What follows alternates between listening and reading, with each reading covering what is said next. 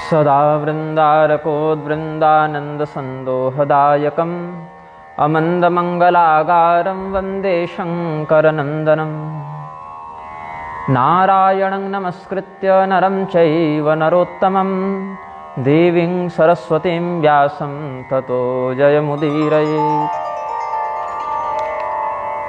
दक्षिणे लक्ष्मणो यस्य वामे च जनकात्मजा पुरतो मारुतिर्यस्य तं वन्दे रघुनन्दनम्। योजनानां सहस्रे द्वे द्विशते द्वे च योजने एकेन निमिषार्धेन क्रममाण नमोऽस्तु ते। श्रीराम राम रघुनन्दन राम राम श्रीराम राम भरताग्रज राम राम श्रीराम राम रणकर्कश राम राम श्रीराम राम शरणं भव राम राम। प्रेम से बोलिए आनंद कंद भगवान की जय। श्री सीतारामचंद्र भगवान की जय। श्री हनुमान जी महाराज की जय। श्री उमापति महादेव की जय। श्री गोस्वामी तुलसीदास जी महाराज की जय। पुरजन आवत अकनि बराता मुदित सकल पुलकावली गाता निज निज सुंदर सदन समारे हाट बाट चौहट पुर द्वारे। अयोध्यायां सुमन्तोऽपि नृपं श्रुत्वा समागतं नगरीं शोभयामास पताका ध्वजतोरणैः। क्षिप्तो मार्गः संस्कृतं च शोभितं परमर्धिभिः द्वारि द्वारि च रंभादि मंगलम द्रव्य संयुतम। भगवान श्री रामचंद्र जी अपने समस्त भाइयों के साथ और राजा दशरथ जी के साथ रघुकुल में नववधू के रूप में आई हुई समस्त राजकुमारियों के साथ पधार चुके हैं, निकट आ चुके हैं। उनके बारात के साथ जो वाद्य यंत्र वादक चल रहे थे वो सब अत्यंत उत्साह के साथ जब वाद्य यंत्रों का वादन कर रहे थे तो उस ध्वनि को दूर से ही सुनकर सुमंत इत्यादि जो मंत्रीगण थे वो सब अत्यंत प्रसन्न हो गए और सारा प्रबंध उनके स्वागत के लिए करके रखा था उन्होंने। अयोध्या नगरम रम्यम नाना रत्नैश्च मंडितम वैजयंती पताकाभिराजितं बहुधोन्नतं ब्रह्माद्या सकला देवा प्रसेदुर्वीक्ष तत्पुरं विविध भाति मंगल कलश गृह गृह रचे सवारी सुर ब्रह्मादि सिंहाहि सब रघुवरपुरी निहारी। ब्रह्मा इत्यादि जो बड़े बड़े देवता हैं वो दोनों पक्ष से ही आनंद लेते हैं। कई बार तो जनकपुर के माध्यम से आनंद लेते हैं और कई बार अयोध्या नगरी की ओर से भी आनंद लेते हैं। तो अलग अलग प्रकार के मंगल द्रव्यों से वह अयोध्या नगरी अलंकृत है। तोरण लगाए गए हैं, केले के खंभे जगह जगह पर लगाए गए हैं। वहाँ पर मार्ग को चंदन और गुलाब जल इत्यादि से सिक्त कर दिया गया है, अभिषिक्त कर दिया गया है। तस्य सौधस्य सुसमां दृष्ट्वा कामोऽपि मोहितः द्वारं चापि महादिव्यं मुक्तादामादिभिर्वृतं भूप भवन तेहि अवसर सोहा रचना देखि मदन मनमोहा मंगल सगुण मनोहरताई रिधि सिधि सुख संपदा सुहाई जन उछाह सब सहज सुहाये तनु धरि धरि दशरथ गृह आए। जितने भी उत्साह थे, जितने भी आनंद के प्रकार हैं, मानवानंद है, गंधर्वानंद है, देवानंद है, सब प्रकार के अलग अलग आनंद जो हैं वो वहाँ पर मानो साक्षात विग्रह धारण करके आए। लौकिक आनंद से लेकर ब्रह्मानंद पर्यंत जितने प्रकार के आनंद होते हैं, माहेश्वर तंत्र में इन सभी आनंदों का वर्णन है। वो सभी आनंद मानो वहाँ पर सगुण रूप धारण करके, साकार रूप धारण करके आए हैं। ब्रह्माद्या सकला देवा स्त्रियो हि कमलादयः रिद्धयः सिद्धयः सर्वा रामं द्रष्टुमिहागता। भगवान श्री रामचंद्र जी का, भगवती सीता जी का ये नवविवाहित स्वरूप कैसा है, ये युगल दंपति कैसी छवि को प्रस्तुत कर रहे हैं। देखन हेतु राम वैदेही कहु लाल साहो न केही राजा दशरथ जी के दरबार में क्या हुआ, दरवाजे पर क्या हुआ।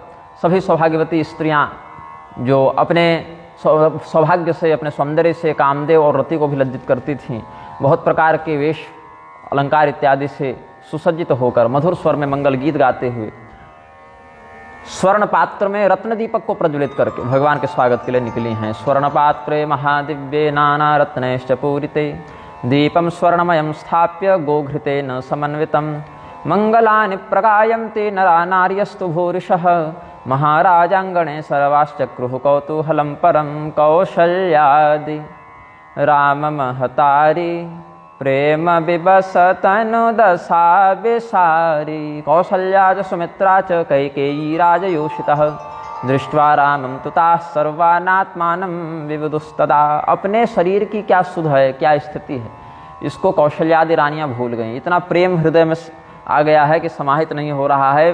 प्रत्येक अभिव्यक्ति जो हो रही है स्वभाव में वो प्रेमाभिव्यक्ति ही हो रही है।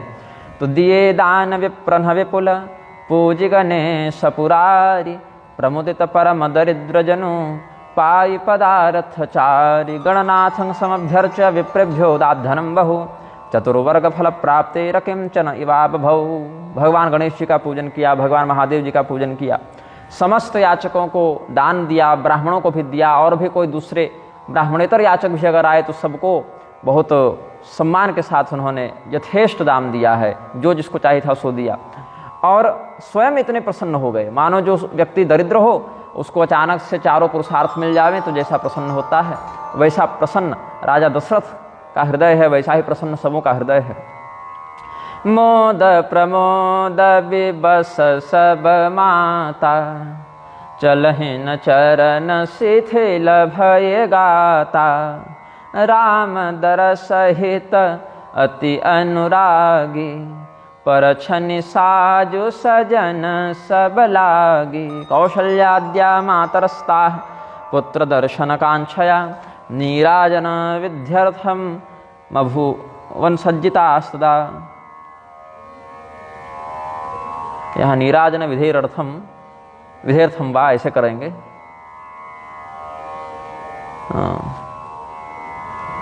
या विधेयर्थम भी करेंगे तो अच्छा ये श्लोक शुद्ध हो जाएगा। नीराजन विद्यर्थ ऐसे लिखा हुआ है तो उसमें कुछ दोष लग रहा है। भगवान की आरती करने के लिए समस्त सामग्रियों को सुसज्जित करके परिछने के लिए सामने प्रस्तुत हुए हैं। विविध प्रकार के विधानों से बाजा बजा रहे हैं, विविध प्रकार के अलंकारों से माता कैकेयी सुसज्जित हैं, माता सुमित्रा सुसज्जित हैं। हल्दी, दुर्वा, दही, फूल, फल, पल्लव, पान और सुपारी, अक्षत, अंकुर, गोरोचन, लावा, ये सब जो मंगल द्रव्य होते हैं ऐसे समयों में, वो सभी मंगल द्रव्यों को साधकर सजाकर सुमित्रा जी ने बड़ा सुंदर व्यवस्थित रखा है। मंगल मुदित सुमित्रा साजे हरिद्रांकित धान्यानि मंगल्यानि सुमित्रया संगृहेतानि वस्तूनि पुष्पपूग फलानि च। इस प्रकार विविध प्रकार के सौभाग्य का श्रृंगार का वर्णन किया है गोस्वामी जी ने। कनक थार भरि मंगलनि कमल करन्हि लिए मात चले मुदित पर छन करना पुलक पल्लवित गात।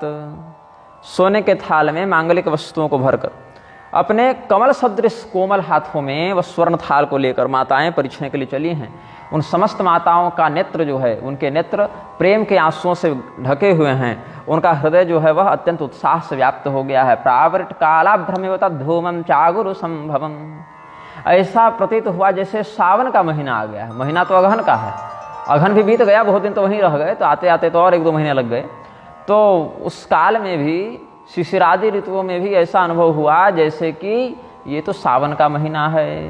धूप धूम नभ में चक भयऊ सावन घन घमंड जन उठयऊ। ऐसा लगा जैसे सावन का महीना आ गया। क्यों?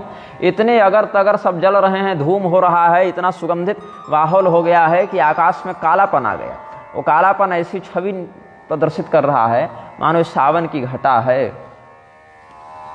सुरतर सुमन माल सुर बर सही मनहु बलाक अवलि मन कर सही। अब उसमें हुआ क्या? फूलों की माला जो है बरसने लगी ऊपर से, और फूलों की माला जब ऊपर से बरसे, वो श्वेत वर्ण की आभा दिखाएं पुष्प, तो लगा कि काले काले बादलों के नीचे से बगुले जा रहे हैं उड़कर, ऐसा प्रतीत होता है। तो सुंदर सुंदर लौकिक और पारलौकिक अनुभव लोगों को हुए। तोरणानि विचित्राणि भान्ति वेन्द्र सरासनम, सुंदर सुंदर जो तोरण द्वार बनाए गए हैं, रंग बिरंग चित्रकारी वहाँ पर की गई है। तो ये चित्रकारी से क्या लग रहा है, जैसे आकाश में इंद्रधनुष उग गया है। मंजुल मणिमय बंदनवारे मनहु पाकरे पो चाप सवारे, प्रगटहि दुरहि अटन पर भामिनी चारु चपल जनु दम कहि दामिनी, राजम तिललना सर्वा अट्टे विद्युतोपमा। अटारियों पर जो स्त्रियां खड़ी थीं वो कभी सामने आकर देखने लगती, कभी लज्जित होकर भीड़ अधिक बढ़ जावे तो अंदर चली जाती, या कोई सामान तैयार करने चली जाती। तो स्वर्ण के आभूषण जो वो धारण किए हुए थे वो ऐसे चमकते थे अटारियों से, और कभी दिखते और कभी छिप जाते, कि लगता था जैसे उस बादल में, आकाश में जो काले काले बादल हो गए हैं और फूल जो बगुलों का अनुभव करा रहे हैं, उनके मध्य वो बिजली चमक रही है, ऐसा लगता था। दुंदुभि प्रणिनादाश्च पयोदस्यैव गर्जनम कूजम तिजातकाभिकाशिखिनश्च पुनः पुनः, पपीहा मेढक मोर इत्यादि बोलने लगते हैं बरसात में, और बादल भी गर्जना करते हैं। तो विविध प्रकार के भेरी, शहनाई, नगाड़े, बांसुरी, मृदंग इत्यादि की ध्वनि से ऐसा ही अनुभव होता था। अलग अलग याचक वर्ण वहाँ आते थे जो कि विविध प्रकार के वस्तुओं की याचना करते थे। तो ऐसा लगता था जैसे वही मोर, पपीहा ये सब चहचहा रहे हैं। तो जितने भी नगरवासी थे सब इस प्रकार से आनंद मना रहे थे। उसी समय गुरु जी ने आदेश दिया, वशिष्ठ जी ने कहा कि अब उचित समय है, अपने घर में प्रवेश कीजिए, सभी पुत्रों के साथ, पुत्र वधुओं के साथ, हे महाराज दशरथ आप प्रवेश करें। तो वशिष्ठो ब्राह्मणैर्युक्तो राज्ञा रामादिभिर्मुदा विवेश नगरम पौरहि पश्यन् नृत्यादिकं पथि। मार्ग में जो लोग उत्सव मना रहे थे, नाच गाना हो रहा था, भजन भाव हो रहा था, मंगल गीत गाए जा रहे थे, पुष्प वृष्टि हो रही थी, इन सभी सौभाग्यों को, स्वागत को ग्रहण करते हुए वशिष्ठ जी ने राजा दशरथ को कहा कि आप अब अपने पुत्र और पुत्रवधू के साथ अंदर प्रवेश कीजिए। तो समय जाने गुरु आय सुदीन्हा पुर प्रवेश रघुकुल मन कीन्हा, सुमेर शंभु गिरि जागन राजा मुदित महीपति सहित समाजा। शिव जी, पार्वती जी और गणेश जी, इन तीनों को प्रणाम करके, इन तीनों का स्मरण करके अत्यंत प्रसन्नता के साथ ब्राह्मणों को आगे करते हुए राजा दशरथ ने प्रवेश किया है। हो ही सगुन बरस ही सुमन सुरदुंदुभि बजाय, विबुध बधो नाच ही मुदित मंजुल मंगल गाय। देवी दुंदुभयो ने दुःपुष्प वृष्टिस्तदा भवत्, गायं तिता विवाहस्य मंगलम विबुधांगना। वाद्यमाने सुतूर्ये सुस्तूयमाने सुबंदिशो, वेदेषु पठ्यमानेषु विप्रवर्यहि समं ततः। क्या क्या हुआ वहाँ पर, आकाश में भी नगाड़े बज रहे हैं, यहाँ पर भी बज रहे हैं, वहाँ से भी फूल बरस रहे हैं, यहाँ से भी फूल बरस रहे हैं। विवाह में वो जो मंगल गीत गा रहे हैं, जो अप्सराएं गीत गा रही हैं, जो देवियाँ गीत गा रही हैं, आकाश में भी और पृथ्वी पर भी नगाड़े बज रहे हैं, भेरी बज रही है, बंदीगण ये सब वहाँ पर मंगल गीत गा रहे हैं, ब्राह्मण वेद पाठ कर रहे हैं चारों ओर से। तो जितने भी प्रकार के जय धुनि विमल वेद बरबानी, दस दिश सुनिय सुमंगल सानी। विपुल बाजने बाजन लागे, नभसुर नगर लोग अनुरागे। राजपुत्रांस्तथा दृष्ट्वा स्त्रियो बालाश्च कन्यका, वयं धन्यतमास्ते तो मुख चंद्रावलोकिनः। पौरा निर्गत्य पुरयास्तु पूजया तान् पूजयत्, याचकेभ्यो गुणेभ्यश्च दत्त्वा दानानि भूरिशः। पुरवासिनः तब रावु जोहारे, देखत राम ही भये सुखारे। करहि निछावरे मणिगण चीरा, बारी बिलोचन पुलक शरीरा।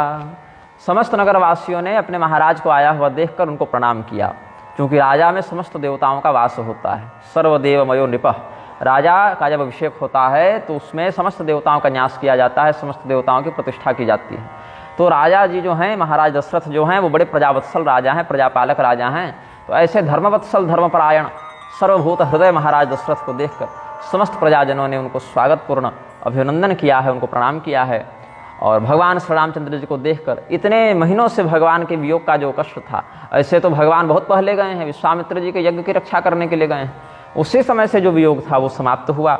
भगवान के आने से सबको आनंद हुआ और भगवान का विवाह है, लेकिन ऐसा लगा जैसे सभी लोगों के अपने अपने पुत्रों का विवाह हुआ है। तो अपने पुत्र के विवाह में जैसे दान देते हैं, जिस प्रकार से उत्सव मनाते हैं, जैसे मणि, धन और वस्त्र इत्यादि सबको बांटते हैं, वैसे ही पूरे नगरवासी अपने अपने घरों से भी दिव्य दिव्य रत्न मणि इत्यादि निकाल कर दान करने लगे। उत्साह शिविका वस्त्रम भगिनीभिस्तु जानकीम उदीक्षावधवासन्यो नारियो यातः प्रसन्नता। अब जब रानियों की पालकी जाने लगी, बहुओं की पालकी जाने लगी, तो जो स्त्रियां थी वो क्या की, अब सोचे कि हम लोग तो सीधे सब अंतःपुर में जाकर देख नहीं पाएंगे, तो पालकी में जो पर्दा लगा हुआ था उसी पर्दे को थोड़ा थोड़ा खोल के और अंदर से भगवती का स्वरूप कैसा है ये देखने के लिए झांकने लगी। आरती करहि मुदित पुर नारी, भगवान जा रहे हैं, भगवान के पीछे उनकी उनकी बहुएं जा रही हैं, चारों भाई के पीछे चारों राजकुमारियां जा रही हैं, तो आरती कर रहे हैं लोग। आरती करने के साथ साथ जो स्त्रियां हैं, वो नगर की स्त्रियां मर्यादा को रखते हुए, सभी लोग नहीं, वो सौभाग्यवती स्त्रियां कैसी बहू है, कैसी दिखती है, कैसा रूप रंग, सब ऐसे देखते हुए पर्दा को हटाकर देखती हैं। आरती करहि मुदित पुर नारी, हर सहने रखे कुंवर बरचारी, शिविका सुभग उहार उघारी, देखि दुलहिन होहि सुखारी। राजपुत्रां तथा दृष्ट्वा स्त्रियो बालाश्च कन्यका, वयं धन्यतमास्ते तु मुख चंद्रावलोकिनः। आप समों के चंद्रमा के समान विकसित आह्लादक मुख का दर्शन करके हम सब बहुत धन्य हुए, इस प्रकार से सब कह रहे हैं। अपने अपने घरों से बाहर निकलकर सबको स्वागतपूर्ण दृष्टि से देख रहे हैं, मंगल सूचक शब्द बोल रहे हैं, जिस प्रकार से जिसका सामर्थ्य और जिसकी उपलब्धता बनी स्वागत कर रहे हैं। पौरा निर्गत्य पुरयास्तु पूजया तान पूजयन, याचकेभ्यो गुणेभ्यश्च दत्वा दानानि भूरिशः। एहि विधि सब ही देत सुख, आये राज दुआर, मुदित मातु परिछन करहि, बधुन समेत कुमार। यच्छं तत्सर्म पौरेभ्यो ह्याययुराज सूनवः, नीराजयन्ति तद्धात्रस्य पत्नीकान् कुमारकान्। ऐसे ही सभी राजकुमारों को, राजकुमारियों को स्वागत किया गया। कंबलान मणिमुक्तादिन ददुर्वस्तुन्यनेकधा, याचकेभ्यो गुणेभ्यश्च कौशल्याद्याः समुन्नता। कौशल्या इत्यादि समस्त माताएं वो भी अपने अपने महलों में दान इत्यादि करने लगी हैं, कंबल बांट रही हैं, मणि बांट रही हैं, मोती बांट रही हैं, और भी जो जो उपयोगी और बहुमूल्य वस्तु हैं उन सबको बांट रही हैं कौशल्या जी। और चारों पुत्रों को, चारों पुत्र वधुओं को देखकर बहुत आनंदित हुए, बहुत ही ज़्यादा आनंद हुआ। पुण्य पुण्य सीय राम छवि देखी, मुदित सुफल जग जीवन लेखी। दर्शम दर्शम वधू पुत्रानानंदम लेभिरे मुहुः, अद्य मे सफलं जन्म अद्य मे सफलाः क्रियाः। वाद्यानि वादयामासुरदेवास्ते गगनस्थिताः, अवाकिरन् प्रसूनानि नन्दतुश्च पुनः पुनः। बरसहि सुमन छनहि छन देवा, नाचहि गावहि लावहि सेवा। आकाश से प्रत्येक क्षण बहुत बहुत फूल, बहुत माला सब देवता बरसाते हैं, नृत्य करते हैं, गीत गाते हैं, अब विविध प्रकार की जिससे जो सेवा बने परोक्ष या प्रत्यक्ष रूप से करते हैं। तो जिस प्रकार से कुल की रीति है और जिस प्रकार से वेद की रीति है वो सब करते हुए अर्घदान कर रहे हैं। उनके चरणों को किसी प्रकार कष्ट नहीं हो, इसलिए मार्ग में कोमल वस्त्र बिछा देते हैं और इस प्रकार परछते हुए सबको घर में ले गए। एवं नीराजनम कृत्वा कौशल्याद्या नृपस्त्रियः, उपजग्मुर्गृहं ताश्च समादाय वधूः शुभाः। निगमनीति कुलरीति करे, अर्घ पावड़े देत, वधुन सहित सुत परछि सब, चले लेवाई निकेत। चारे सिंहासन सहज सुहाये, जनु मनोज निज हाथ बनाये। तिन्ह पर कुंवरे कुंवर बैठारे, सादर पाय पुनीत पखारे। धूप दीप नैवेद्य वेद विधि, पूजे वर दुलहिनि मंगल निधि। सिंहासनेषु दिव्येषु रेजुस्तत्र कुमारकाः, पाद्यमर्घ्यम स्वयं चक्रुर्नीराजन विधिम तदा। चार प्रकार के दिव्य आसन थे, सिंहासन थे, और चारों सिंहासन पर चारों युगल दंपतियों को बैठाया गया और उनके चरणों को धोया गया। अर्घ आचमन धूप दीप सब दिया गया, जो शास्त्रोक्त विधि है उससे उनका स्वागत किया गया। मालां पुष्पमयीं दत्वा चंदनानि विलिप्य च, व्यजनेन चामरेण विद्यमानः पुनः पुनः। केसर कस्तूरी ये सब लगा के तिलक किया गया, फूल की माला पहनाई गई सब पुत्रों को, पुत्र वधुओं को, चामर व्यजन पंखा इत्यादि से उनको गर्मी न लगे इसके लिए पंखा झलने लगे। और जितने भी माताएं थीं वो सब जगत जननी ही हैं, भगवान की माताएं हैं, तो हम सबकी माता हैं, लोक माता हैं वो सब। तो जितने भी याचक थे, गुणीजन थे, सबको बहुत कुछ दान पुनः मिला। हर क्षण कोई न कोई नियम के नाते सबको दान देते थे। मतलब यहाँ पर दान देने के लिए बहाना खोजा जाता था। लोग तो बहाना खोजते हैं कि दान न देना पड़े, लेकिन यहाँ उल्टा हो गया, यहाँ बहाना खोजना पड़ता था कि आज हमारे अभी राम जी मुस्कुरा रहे हैं, देखो इसी आनंद में लो दान। आज हमारे राम जी इस कमरे में प्रवेश किया, अभी इस रस्म को करने के लिए लो और दान लो। तो वस्तु अनेक निछावरी होहि, भरी प्रमोद मातु सब सोहि। याचकेभ्यो गुणेभ्यश्च ददुर्दानानि भूरिशः, आनंदम लेभिरे सर्वा मातरो लोकमातरः। जन्म रंक जनु पारस पावा, अंधहि लोचन लाभ सुहावा। ऐसा लगा जैसे अंधे को आंखें मिल गई हों। जो आजन्म दरिद्र हो, जन्म से ही जो खानदानी गरीब हो, दरिद्र हो, उसको अचानक से पारस पत्थर मिल गया, स्पर्शमणि मिल गई। यथा मूको भवेद वक्ता युद्धे लब्ध जयो था। जैसे कोई बहुत से शत्रुओं से घिरा व्यक्ति अकेला ही समस्त शत्रुओं को पराजित करके प्रत्याशित रूप से विजयी हो जावे। जैसे कोई गूंगा व्यक्ति बहुत श्रेष्ठ वक्ता हो जावे।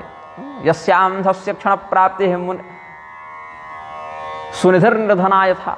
जैसे कोई अंधा व्यक्ति अचानक से सुदृष्टि प्राप्त कर ले, कोई बहुत भीषण दरिद्रता से ग्रस्त व्यक्ति अचानक से धनवान हो जाए, तो जैसा उसको प्रसन्नता का अनुभव होता है, जैसी प्रसन्नता का अनुभव होता है, वैसे ही सबों को प्रसन्नता का अनुभव हुआ। यही सुखते शतकोटि गुण, पावहि मातु आनंद। भाई सहित बियाहि घर, आये रघुकुल चंद। लोक रीति जननी करही, बर दुल्हन सकुचाही। मोदु बिनोदु बिलो की बड़, राम मन ही मुस्काही।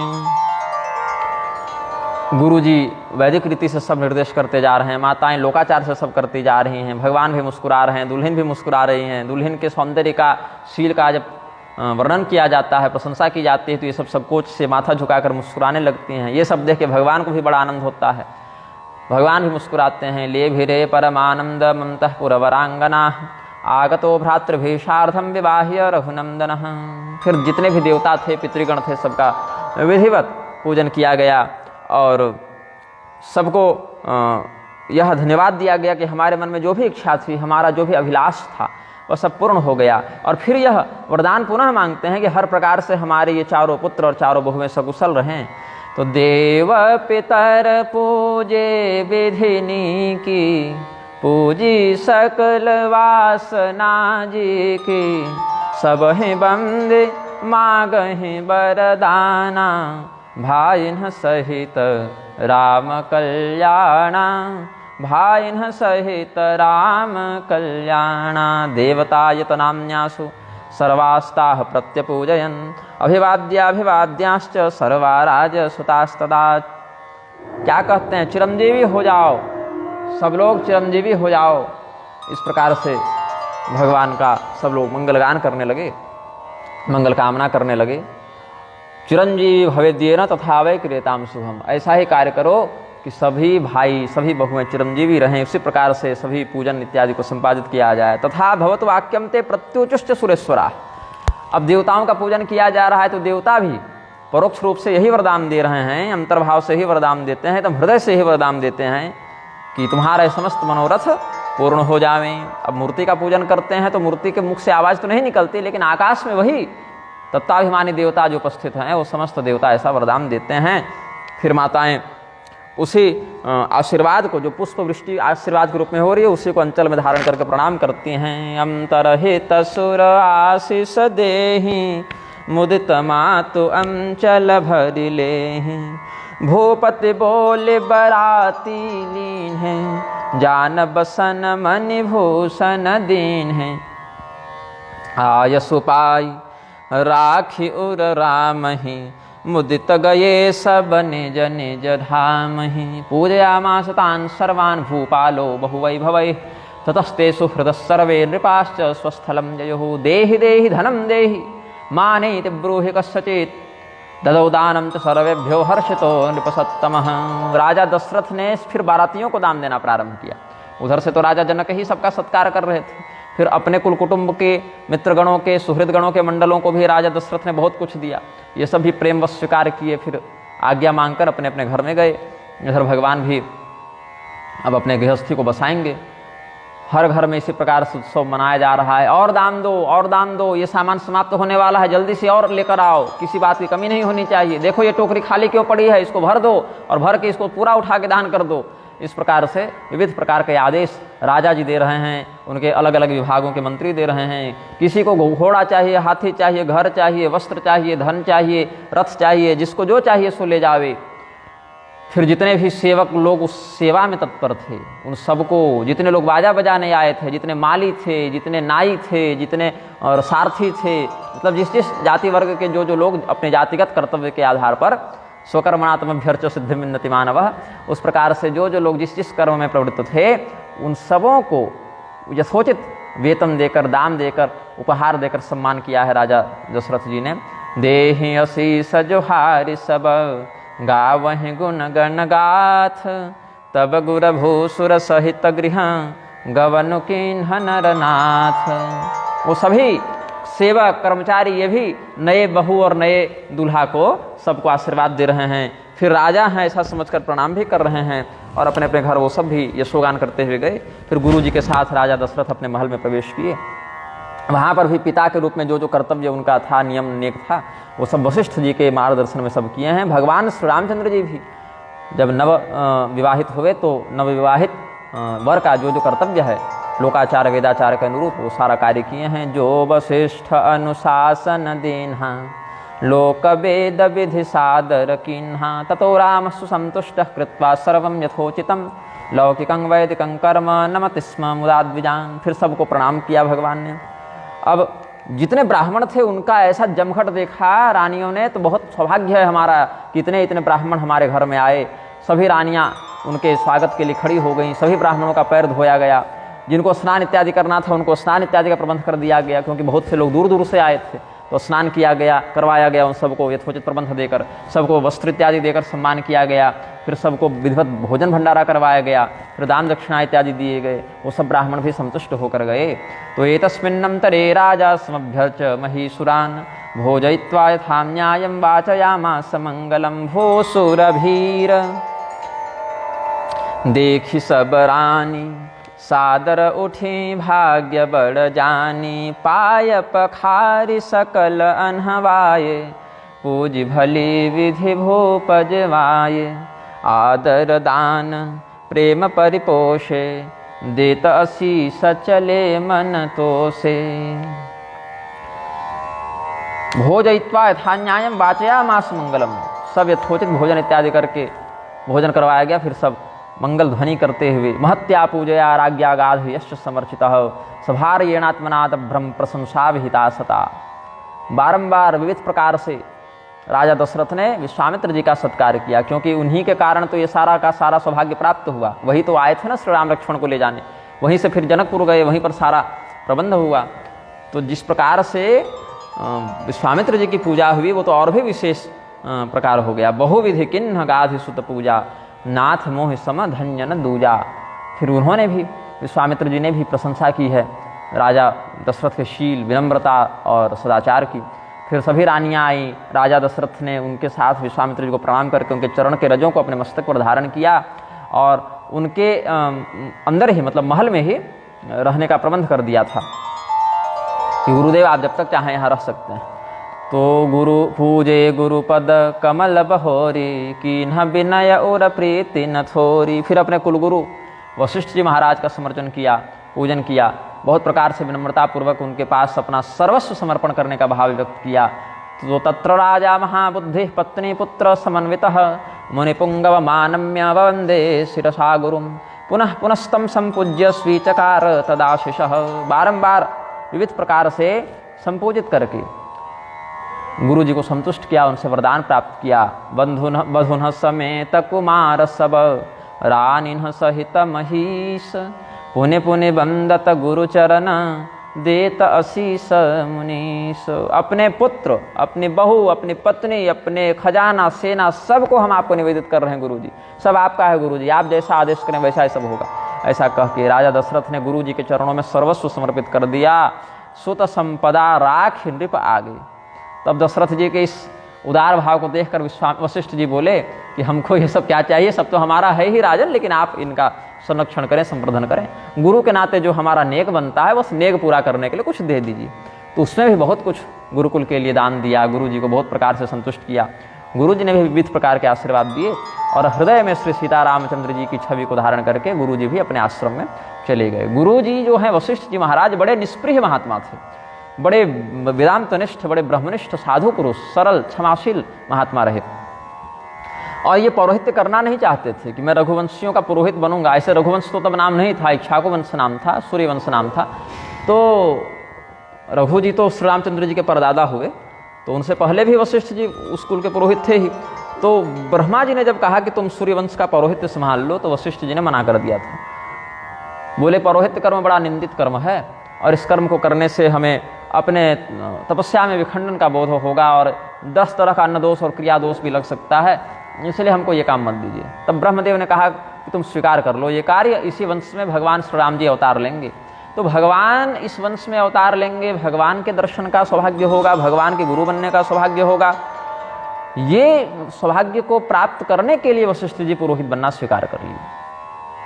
तो आज ये उनका जो संकल्प था पूर्ण होता है। वशिष्ठो विपुलां गृह्य दक्षिणां प्रययौ गृहं रामं च सीतया सार्धम हृदयस्य समुत्सुकः। फिर जितने भी ब्राह्मणों की स्त्रियां थीं उनको राजा दशरथ ने बुलवाया। वो सभी स्त्रियां आईं, बहुओं को बुलाया गया, ब्राह्मणियों का पूजन बहुओं ने किया, सभी ब्राह्मणियों ने आशीर्वाद दिया, सबको मंगल तिलक किया। फिर ब्राह्मणियों को बहुओं ने दाम दिया, बहुओं के माध्यम से दाम दिलाए गए, अलंकार दिया गया, वस्त्र दिया गया, आभूषण सब दिए गए।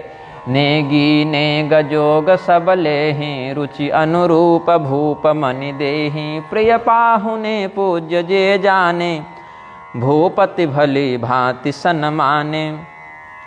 जो जो अयोध्या की सुवासन सब थी, कोई बहू है, कोई बेटी है, कोई भांजी है, मतलब बहन है, बेटी है, भांजी है, सबको राजा दशरथ बुलवाए, सौभाग्यवतियों को बुलवाए, ब्राह्मणियों को बुलवाए, विप्र वधू सब भूप बुलाई, ये सबको ब्राह्मणों की स्त्रियों को बुलाए। जिसको जो जो वस्तु पसंद है उसके भाव को समझते हुए सबको यथोचित दाम दिया गया और हमारे प्रिय अतिथिगण हैं ऐसा समझकर देववत ही सबका सत्कार किया गया है। पुत्राणां विवाहेषु प्रीतिदानं ददौ नृपः। इस प्रकार से विविध प्रकार का आनंद मनाया जा रहा था।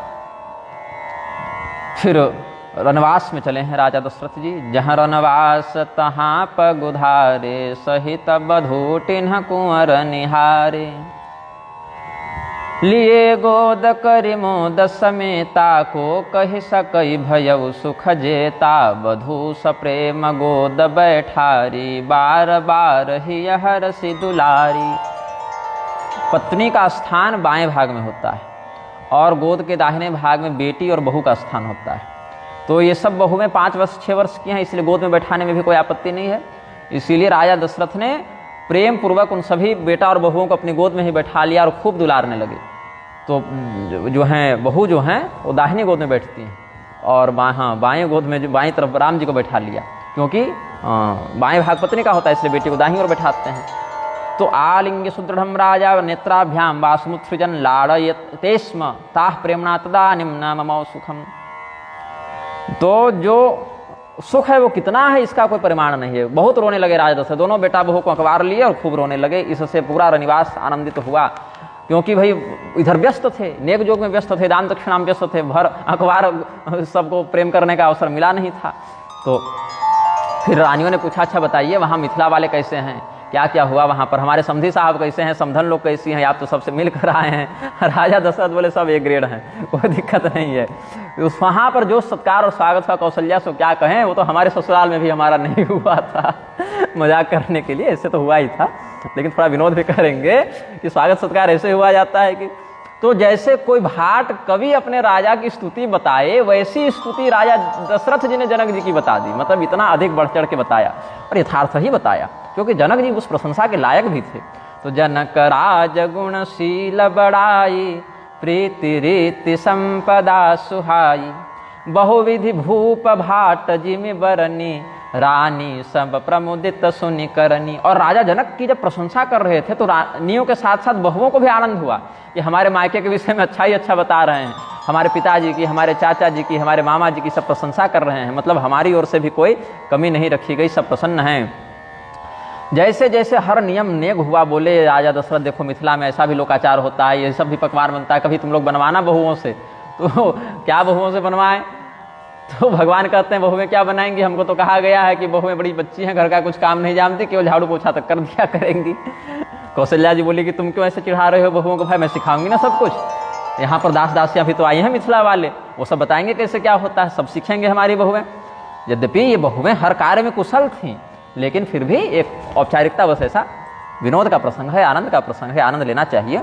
तो पाणिपीडन सद्वृत्तम शीलोदार्यम महात्मनः जनकस्य नृपोवोचन महिषीणां पुरोखिलं ऋषयो राजसंघाश्च सत्कृता भूभृता यथा तदानीं भोजनं चक्रुर्वसिष्ठाब्जैस्तु राघवाः।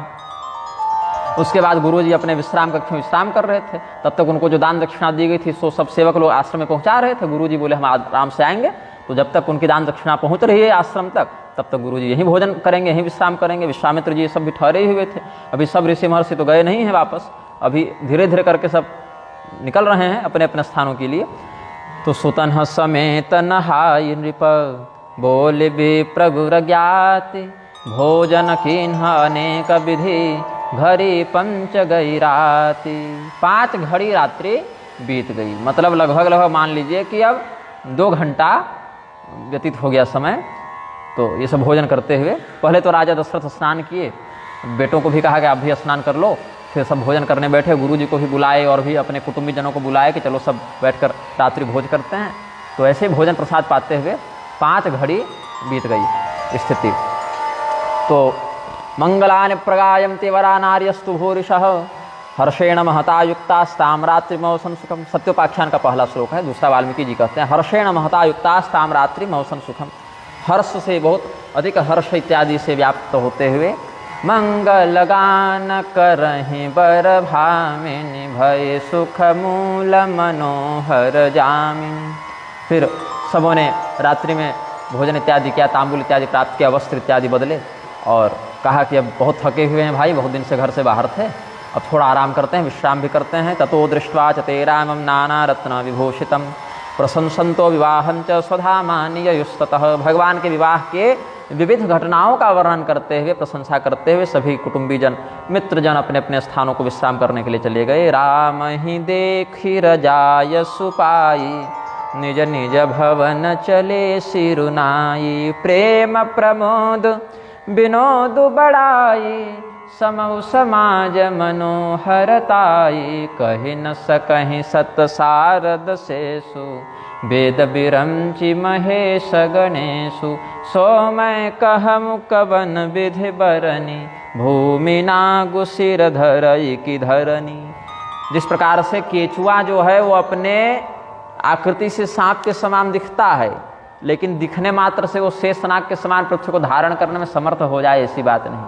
तो जो प्रेम, जो सम्मान, जो उत्साह देवी सरस्वती और शेषनाग जैसे कवि कोविद कुछ विशारद जन भी संपूर्णता से न कर सकें, उसको हम जैसे कविगण क्या कहेंगे, ऐसा गोस्वामी जी भाव व्यक्त करते हैं। गोस्वामी जी के ही अनुरूप अन्य याज्ञवल्क्यादि भी भाव व्यक्त करते हैं।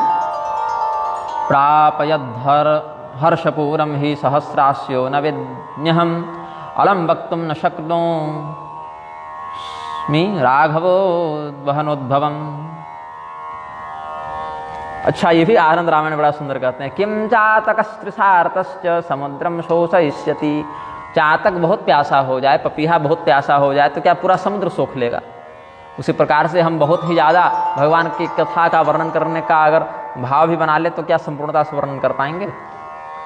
तो राजा दशरथ फिर सोने से पहले, अब बच्चे तो चले गए सोने के लिए और सभी बहुएं भी विश्राम करने के लिए चली गईं, तब राजा दशरथ ने अपनी अपनी वनवास से अपनी पत्नियों को बुलाया। और अब सास ससुर बन गए ना ये लोग, तो सास ससुर का भी बड़ा कर्तव्य होता है, बड़ी जिम्मेदारी होती है। बहू कई बार अगर अच्छी भी हो और सास ससुर अपेक्षित प्रेम और सम्मान न दें तो धीरे धीरे वो बहू भी उनके प्रति वैमनस्य का भाव रखने लग जाती है। अपनी ओर से प्रयास करती भी होगी बहू कि मैं प्रेम से व्यवहार करूं, सम्मान से करूं। और कई बार सास और ससुर ही कुछ ऐसी गड़बड़ व्यवस्था बना देते होंगे कि इनका मन भी खिन्न हो जाता है। या कई बार सास ससुर ही प्रेम करना चाहते हों, बहुत सम्मान और बहुत वात्सल्य से रखना चाहते हों, और बहू लोग ही बहुत ज़्यादा त्रिया चरित्र वाली हो गई, तो उससे सास ससुर का मन भी खटास से भर जाता है।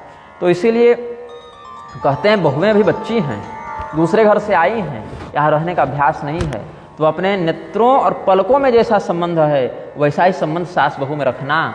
जैसे पलक जो हैं वो नेत्रों को बड़ा सुरक्षित रखते हैं, कोई भी संकट आए तो पलक तुरंत नेत्रों को ढक लेती है, वैसे ही पलक तुम लोग बन जाओ और बहुओं को नेत्र बना लो। तो यदि चेत अपराधम ही चरेयुर्बालिका इमा हृदय न तो मंतव्यम रक्षणीया प्रयत्नतः। ये सब जो हमारी बहुएं हैं बहुत अच्छे घर से आई हैं, हाँ बच्ची हैं, बहुत सी बातें नहीं भी जानते हैं, क्योंकि बहुत सी बातें व्यक्ति जीवन में अनुभव से सीखता है, उम्र से सीखता है। या बहुत मतलब 25-30 साल में भी जिस कन्या का विवाह हुआ हो दीर्घ अवस्था में भी, वो भी ससुराल जाने के बाद बहुत से नए अनुभवों से युक्त होती है। तो ये तो बच्चियाँ हैं भी, तो हो सकता है कई बार कुछ काम में गड़बड़ कर दें, भोजन में कोई गड़बड़ कर दें, व्यवस्था में कोई गड़बड़ कर दें, तो उनके अपराध को तुम अपराध मत मानना, वो एक बाल सुलभ जो है सो एक प्रमाद समझकर क्षमा कर देना और वहाँ पर सुधार कर लेना। तुल बधू लरिकनी बधू लरिकिनी पर घर आई राखे हु नयन पलक की नाई। तो सास ससुर के रूप में अब हमारे जीवन का एक चक्र प्रारंभ हो रहा है। ये हमारे लिए भी एक नया अनुभव है और बहुओं के लिए भी नया अनुभव है। तो जो जो व्यक्ति हैं घर में सबको एक नए जीवन चक्र में प्रवेश मिल रहा है। नए नए सास बहू बने हैं, सास ससुर बने हैं, उधर नई नई बहुएं आई हैं, ये सभी नए नए दूल्हा विवाहित जीवन में प्रवेश किए हैं। तो हर व्यक्ति को दूसरे से प्रेम सम्मान और सहयोग का भाव रखते हुए जीवन बिताना है ना। लरिकाश्रमित उनीद बस शयन करावहु जाय अस कहिगे विश्राम गृह रामचरण चितुलाय। अब हमारे पुत्रों को देखो, पुत्र वधुओं को देखो, बड़े नींद से ये लोग आतुर हो रहे हैं, इनको विधिवत शयन इत्यादि कराओ, तब तक हम भी विश्राम करने जा रहे हैं। ऐसा कह के राजा दशरथ सोने के लिए चले गए, भगवान का स्मरण करते हुए। भगवान का जो दिव्य शयन कक्ष है, वहाँ जो गद्दा बिछा हुआ है, जो चादर बिछी है, वो इतने उज्ज्वल है कि समुद्र जो है क्षीर सागर, वो भी उसकी उज्ज्वलता से लज्जित हो जाए। और वहाँ पर सोने की कारीगरी की गई है, जरी का काम किया गया है, माणिक के मोती रत्न इत्यादि से पूरे पलंग को सजाया गया है, रत्न के दीप जलाए गए हैं, और जितना भी इस प्रकार का स्वर्गीय वैभव हो सकता है उससे बढ़कर यहाँ वैभव है। सय्याम रुचिरमारच्य रामम समुपवेशयत्। उत्तम बिछौना बिछाकर सबको विधिवत यथा योग्य मर्यादा के साथ शयन करा दिया गया। फिर सभी भाई कहे भैया हम लोग बिना पैर दबाए सोएंगे नहीं। श्री रामचंद्र जी बोले कोई बात नहीं, आज तुम लोग शयन करो। बोले फिर भी ठीक है, 2-2 बार तो हाथ लगा ही लेंगे। फिर सब लोग भाई अपना अपना कर्तव्य करके भगवान के आदेश से बारंबार आदेश देने पर सभी लोग शयन करने गए। अज्ञा पुने पुने भाई न दीन्हि निज निज सेज शयन तिन्ह कीन्हि। अब भगवान जब सो रहे थे तो माताएं बोली अच्छा कोई बात नहीं, राम लगता है तुमको उतनी नींद भी नहीं आ रही जितना तुम वहाँ बाहर नाटक कर रहे थे। तो पहले ये बताओ कि इतना सुंदर तुम्हारा कोमल शरीर है, देखो तो हम लोग यहाँ से छू रहे हैं तो नीले शरीर में लालिमा का दर्शन होने लग रहा है। इस कोमल शरीर से तुमने ताड़का राक्षसी को कैसे मार दिया? पथिपाम स्वजनध्वंस कारिणीम पुत्र ताटकाम राक्षसी मेक बाणेन जघान तम कथम प्रिय। विश्वामित्र जी महाराज तो बता रहे थे कि मार्ग में ताड़का राक्षसी को तुमने मारा, वो एक ही बाण से मारा। तो इतना कोमल शरीर और इतनी भीषण राक्षसी आखिर एक ही बाण से कैसे मार दिया तुमने? मार्ग जात भयावन भारी केहि विधि तात ताड़का मारी। घोर निशाचर विकट भट समरग नहीं नहीं काहु मारे सहित सहाय किमी खल मारी च सुबाहु। मारी चमच सुबाहुंच स सहायम कथम व्यह। किस प्रकार से तुमने मारीच और सुबाहु को मारा? हालांकि मारीच को जान से नहीं मारा, लेकिन हराया। चाहते तो मार ही सकते थे, उससे तो भगवान को बाद में काम लेना था। वो सोने का हिरण बने नहीं तो सीता हरण हो गए थे, तो बाद में उसकी आवश्यकता पड़ने वाली थी। इसलिए भगवान ने केवल समुद्र तक उसको फेंक दिया बाण मार के। लेकिन चाहते तो मार ही सकते थे। वो तो भगवान की कृपा से जितनी श्वासें भगवान ने बढ़ा के दे दी उतने में वो जीवित रहा। नहीं तो भगवान ने तो मानो उसको मार ही डाला था। तो भगवान ने उसको बढ़ा के श्वासें दे दी कि बाद में तुमको मारेंगे, तुम्हारा काम पड़ेगा आगे, 25 साल के बाद तुमसे मिलेंगे। और कहते हैं कि लेकिन भगवान कहते हैं क्या करें, गुरुजी हमारे इतने योग्य जो मिल गए, समर्थ मिल गए। अरे गुरुजी की कृपा जिस पर हो उसको क्या भूत प्रेत राक्षस करेंगे? बताओ क्या हमारे गुरुजी विश्वामित्र जी स्वयं नहीं मार सकते थे? हमने मारा नहीं, उन्हीं के बल से वो सब मारे गए, बस हम निमित्त बन गए। गुरु जी के ही दिए ज्ञान से, आशीर्वाद से हम इतने पराक्रमी हो गए। गुरु प्रसाद सब विद्या पाई, ये सब भी कहती हैं माताएं। मख रखवारी करे दोहु भाई, गुरु प्रसाद सब विद्या पाई। सर्व विद्यास्त्वयाप्याथ शुभौ राम लक्ष्मणौ। यहाँ पर भी एक वर्ण कम पड़ रहा है। रक्षाम कौशिक यज्ञस्य चक्रतु रघुनंदनौ। अच्छा, शुभौ के बाद जो तव है उसको नीचे वाली पंक्ति में, दूसरे चरण का जो तव है उसको चतुर्थ चरण में लिख दिया, इसलिए ऊपर एक कम हो गया, नीचे एक बढ़ गया।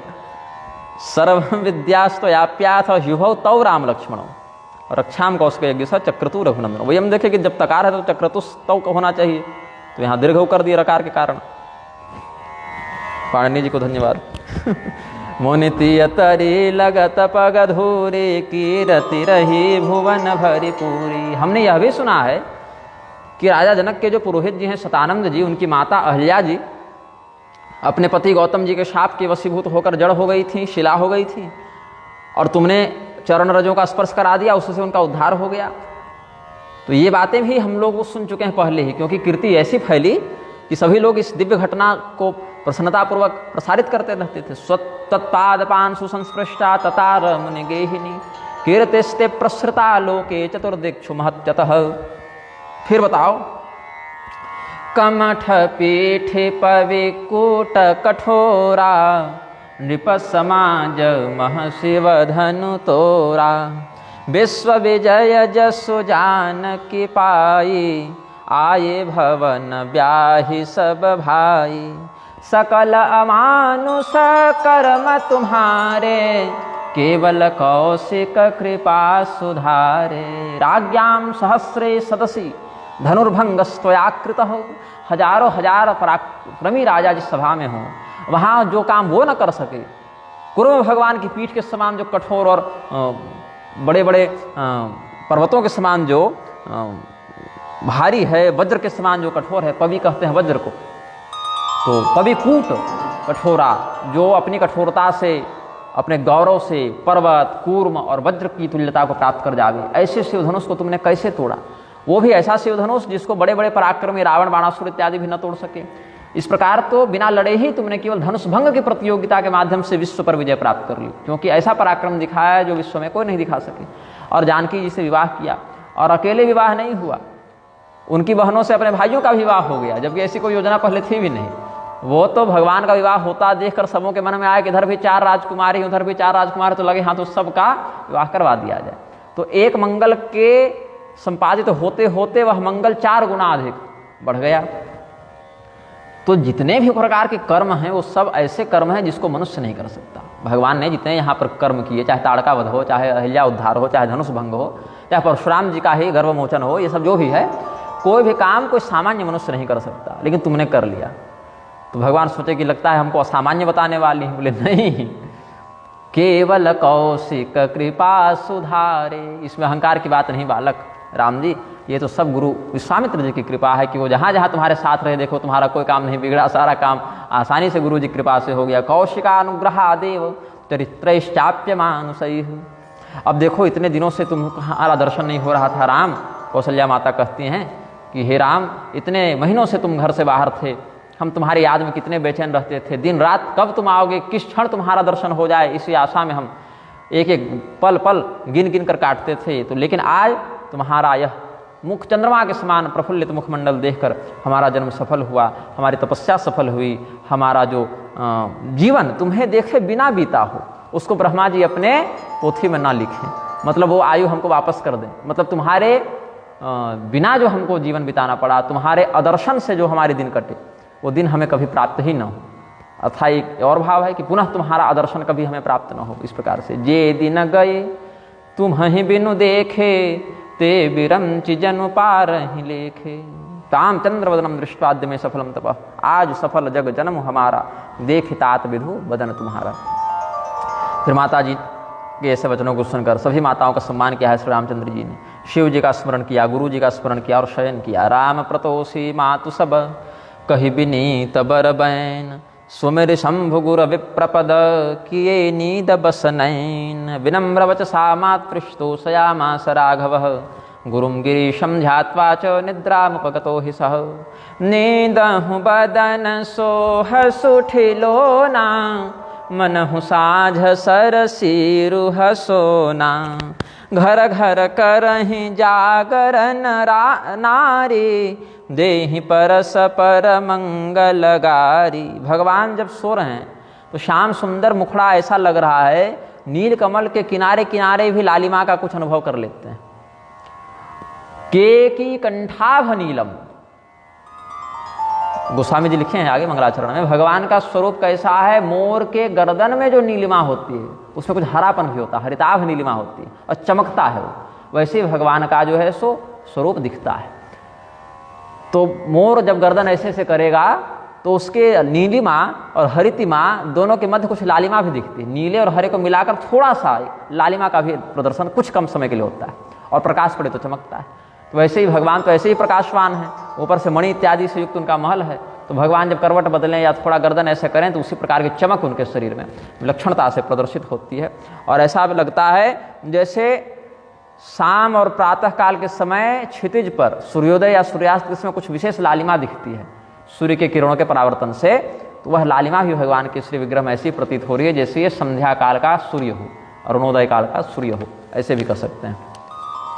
और सभी स्त्रियां जो बाकी थोड़ी अधिक उम्र की स्त्रियां थीं जिनको नींद नहीं आ रही थी, उत्साह में किसको नींद आएगी, 10 तरह के काम है विवाह के घर में, तो बड़ी महिलाएं जो थीं वो सब सो नहीं रही थीं, तो सब झुंड झुंड बना के अपने कामों को संपादित भी करती जा रही हैं, गीत भी गाती जा रही हैं, हंसी मजाक मंगल गीतों वाली गालियां भी दे रही हैं। काचिन नृत्यम ते गायमते मिथो गालिम ददत्यथ, गाली मतलब द्वेष वाली नहीं, मिथो गालिम ददत्यथ, जो मिथ्या गाली है मतलब मजाक में चिढ़ाने के लिए जो कहा जाता है, वास्तविक गाली नहीं दे रही हैं, जो झूठ की गाली है।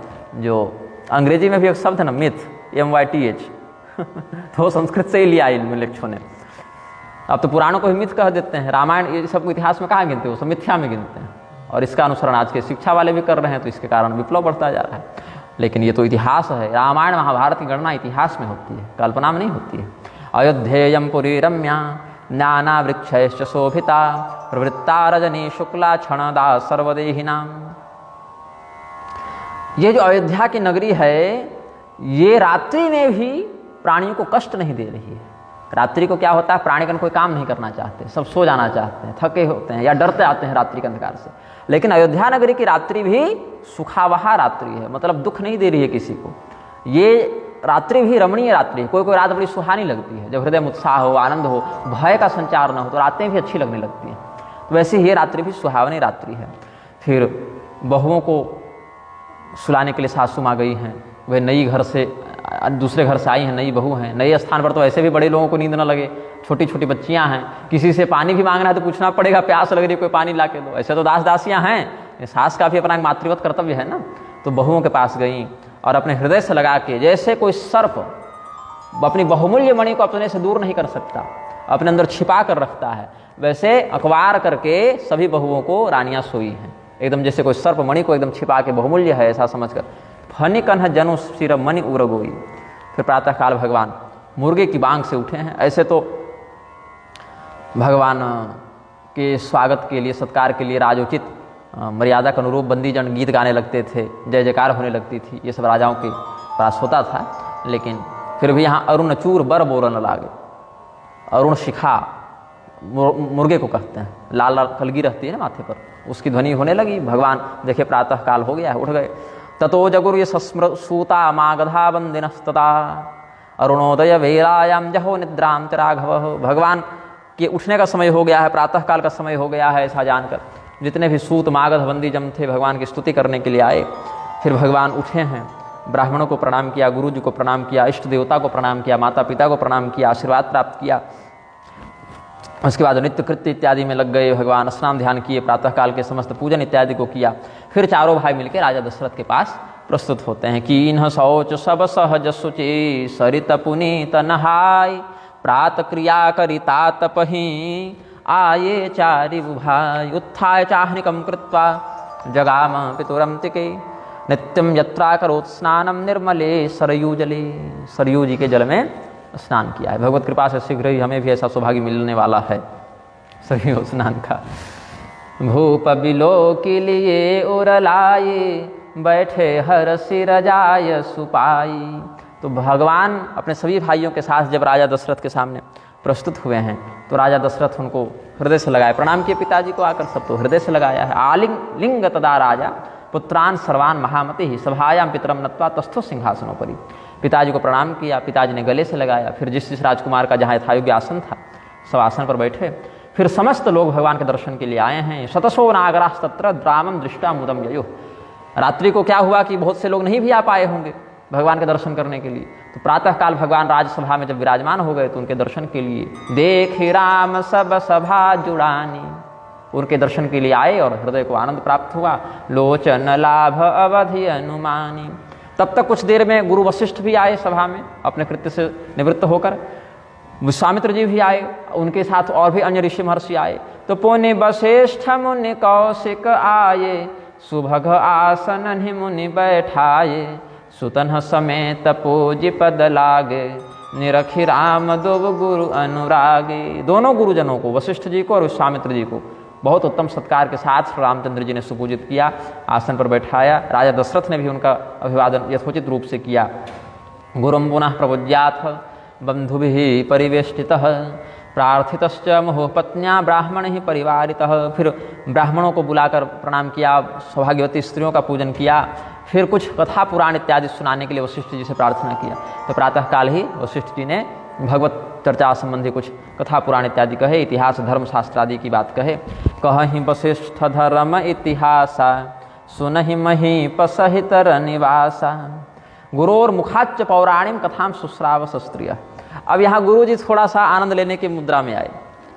वो ऐसी कथा कहने लगे जहाँ वशिष्ठ जी और विश्वामित्र जी का ही चरित्र था, कि ये वशिष्ठ जी बता रहे हैं कि ये विश्वामित्र जी पहले कुशिक वंश में उत्पन्न राजा थे, ये हमारे आश्रम में आए थे, हमारी गाय से इनको बड़ा लगाव हो गया, क्योंकि गाय साक्षात कामधेनु थी हमारी, नंदिनी गाय थी, ऐसे उसी कामधेनु के वंश में है, मतलब वहीं के समान दिव्य स्वभाव है इनका, जो मांगो सो दे देती थी। तो ये गाय ले जाना चाहते थे, हम गाय नहीं दे रहे थे। बाद में युद्ध हो गया, युद्ध में ये पराजित हो गए हमसे, नंदिनी गाय के भी द्वारा जो वृक्षों की रचना की गई उनसे ये पराजित हो गए। फिर ये तपस्या करने लगे, और ऋचिक मुनि जो इनके बहनोई थे, इनके जन्म से पहले ही बहनोई बन चुके थे ऋचिक मुनि, उन्होंने ही मंत्र से अभिमंत्रित करके, ब्राह्मण के मंत्रों से अभिमंत्रित करके जो चरु दिया था सास को खाने, सास को तो नहीं दिया था, दिया पत्नी को था, वो सास खा गई थी, ये कथा प्रसिद्ध है। वो व्यतिक्रम हो गया, ब्रह्मक्षत्र व्यतिक्रम हो गया, तो क्षत्रियत्व का गुण आ गया परशुराम जी में, जमदग्नि जी के माध्यम से जो ऋचिक के पोता हो गए, और उधर ब्राह्मण का गुण आ गया विश्वामित्र जी ने में। उसी गुण को निखारा इन्होंने तपस्या करके, हजारों हजार वर्षों तक कठोर तपस्या की, फिर ब्रह्मदेव वरदान दिए, फिर हम लोगों ने भी अनुमोदन किया, तब ये पूर्ण ब्राह्मणत्व से युक्त हो गए। बीज के रूप में जो ब्राह्मणत्व था वो विकसित हो गया इनका। तो ऐसा विश्वामित्र जी का दिव्य चरित्र, उनका महात्म्य सब बताए। गाधेय चरितम दिव्यम वशिष्ठो विस्तरा दधात, वामदेवो मुमुदे सत्यम सत्यम वदन मुनि। तो वामदेव इत्यादि महर्षि थे, बोले बहुत सही बोल रहे हैं आप, बिल्कुल ऐसा ही हुआ था, हम सब लोग इस बात के प्रमाण हैं, सत्य बोल रहे हैं आप, ऐसे ही ये विश्वामित्र जी की कीर्ति है। तो सबको बहुत आनंद हुआ। अधिक आनंद तो राम और लक्ष्मण जी को हुआ कि गुरु जी किसके हैं, हमारे ही गुरु जी हैं ना विश्वामित्र जी, ऐसा कह के बड़े आनंदित हुए। सुनियानंद भयउ सब काहू, राम लखन उर अधिक उछाहू, सर्वे मुदिरे राम लक्ष्मणावधिकम तदा। फिर कंकण मोक्ष इत्यादि की प्रक्रिया हुई।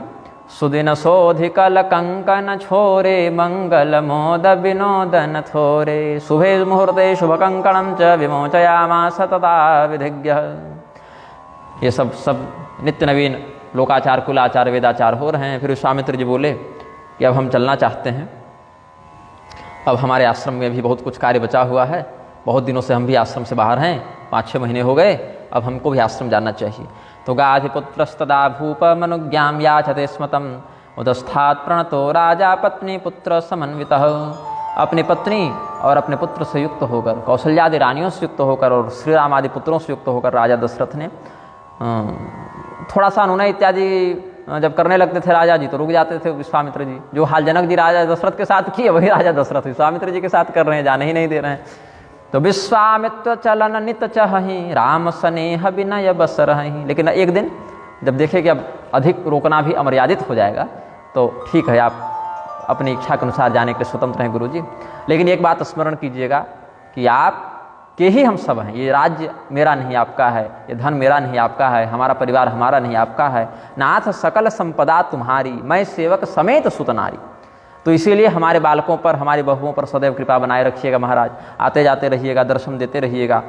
करब सदा लरि कन्ह पर छोहु, दर्शन देत रहब मुनि मोहु। ऐसे कह के राजा दशरथ उनके चरणों में लौट गए। रानियां भी प्रणाम करने लगी, सब बेटा बहू सब प्रणाम करने लगे। तो बहुत प्रकार से उनके अभिवर्धन का मंगलाशीर्वाद देते हुए विश्वामित्र जी फिर अपने आश्रम की ओर बढ़े हैं। कुछ दूर तक राजा दशरथ भी पहुंचाने के लिए गए हैं, फिर वापस लौट गए। राम रूप भूपति भगति, ब्याह उछाह आनंद, जात सराहत मन ही मन, मुदित गाधि कुल चंद। महाराज गाधी के कुल में चंद्रमा के समान जिनकी शोभा विद्यमान है, जिनकी उज्ज्वल कीर्ति विद्यमान है, ऐसे विश्वामित्र जी महाराज भगवान श्री रामचंद्र जी के शील का वर्णन करते हुए, राजा दशरथ जी के भक्ति भाव का वर्णन करते हुए, विवाह में जितने प्रकार के उत्सव हुए उन घटनाओं का वर्णन करते हुए, उसी प्रकार का भजन भाव प्रस्तुत करते हुए अपने देवरात इत्यादि शिष्यों से युक्त होकर वापस चले हैं। फिर वामदेव रघुकुल गुर ज्ञानी, बहुरि गाधि सुत कथा बखानी, सुनि मुनि सुजस मन ही मन रावु, बरनत आपन पुण्य प्रभाव। विश्वामित्र जी का संबंध तो इस सूर्यवंश के राजाओं से बहुत पहले से है, भगीरथ जी के पहले से भी है विश्वामित्र जी का संबंध। क्योंकि भगीरथ के बहुत पीढ़ी पहले हुए थे हरिश्चंद्र जी महाराज। हरिश्चंद्र जी महाराज की परीक्षा विश्वामित्र जी लिए हैं ना। सत्य की परीक्षा कौन लेने आए थे? विश्वामित्र ही लेने आए थे। और हरिश्चंद्र जी के पिता त्रिशंकु से बड़ा स्नेह करते थे विश्वामित्र जी। उनका नाम था सत्यव्रत। त्रिशंकु तो बाद में नाम पड़ा ना, जब लटक गए तब नाम पड़ा। ऐसे उनका नाम था सत्यव्रत, अरुण जी के पुत्र थे। तो विश्वामित्र जी के बड़े भक्त थे वो।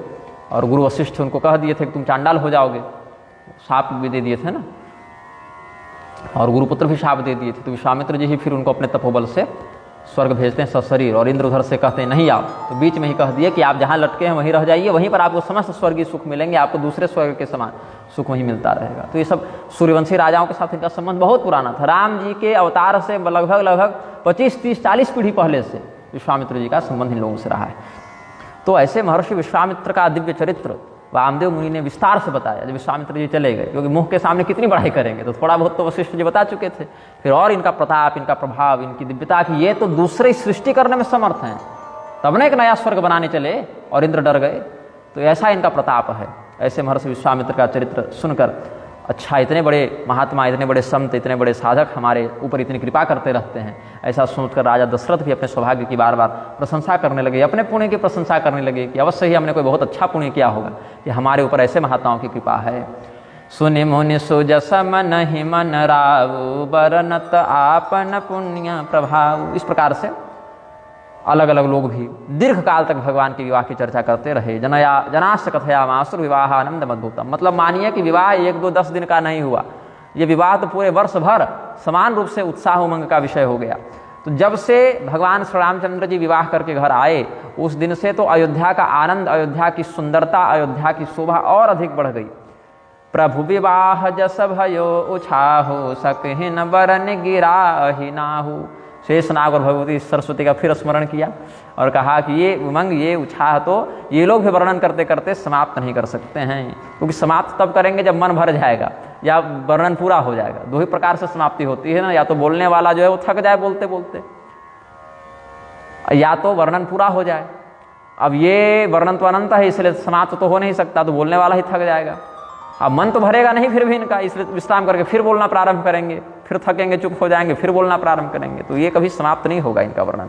इसीलिए अब अधिक क्या वर्णन करें, तभी से तो करते ही आ रहे हैं, इसीलिए अब इस विषय को यहाँ पूर्ण करते हैं, फिर आगे की कथा पर आगे बढ़ते हैं। इत्येवं कथितस्तात रामोद्वाहं सुमंगल, शोक घनो हर्षजनक आयुष्य धनवर्धन।